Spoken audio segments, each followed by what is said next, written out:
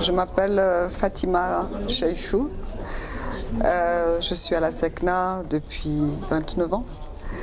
Je suis actuellement le conseiller technique, directeur général de la SECNA, en charge de la RSE, responsabilité sociétale d'entreprise.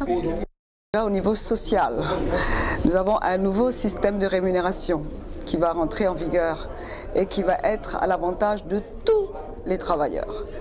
Donc ça déjà c'est une grande avancée. Au niveau technologique, nous sommes dans un domaine de la technologie de pointe. La SECNA est partagée, donc est divisée en 5 zones que nous appelons les FIR, les Flight International Region, qui sont donc un regroupement de territoires qui permet donc de mettre en commun les ressources. Donc les avions qui traversent l'espace aérien sont guidés à travers donc une fourniture de services de plus en plus, je pense, de plus en plus de qualité au vu des résultats. Regardez ce qui se passe, l'espace aérien est garanti de plus en plus, il y a de plus de sûreté. On voyage, vous les passagers, vous êtes dans l'avion, vous ne savez pas ce qui se passe, mais je vous assure qu'au fond, tout ce qui est fourniture de services NA, c'est-à-dire guidage des avions, fourniture de météo, de services météo, de renseignements météo, nous sommes effectivement peut-être sûrement monopole, mais jusqu'à présent, il n'y a pas eu d'accident majeur en tout cas. C'est pour ça que nous sommes là et que nous existons. En termes de sécurité, effectivement, l'avion, vous savez, effectivement, il s'agit d'une sûreté même nationale parce que c'est le territoire aérien qui est mis en commun. Et donc, au niveau du ciel, il est très difficile donc, de mettre des frontières, bien sûr.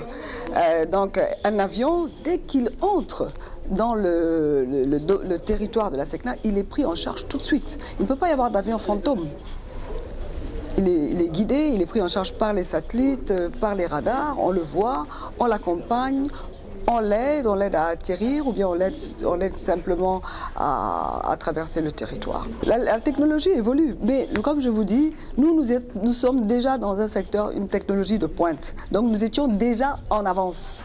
L'avion, c'est du sérieux, c'est minuté. Vous imaginez ce que c'est guider des avions en plein vol. Si vous n'avez pas la technologie de pointe, vous n'êtes pas connecté aux satellites, vous n'avez pas un matériel, vous ne pouvez pas assurer. Aujourd'hui, nous sommes responsables donc de la sécurité de ces compagnies aériennes-là. Et dans l'espace africain, je ne pense pas en tout cas que nous avons eu très peu d'accidents. Très peu.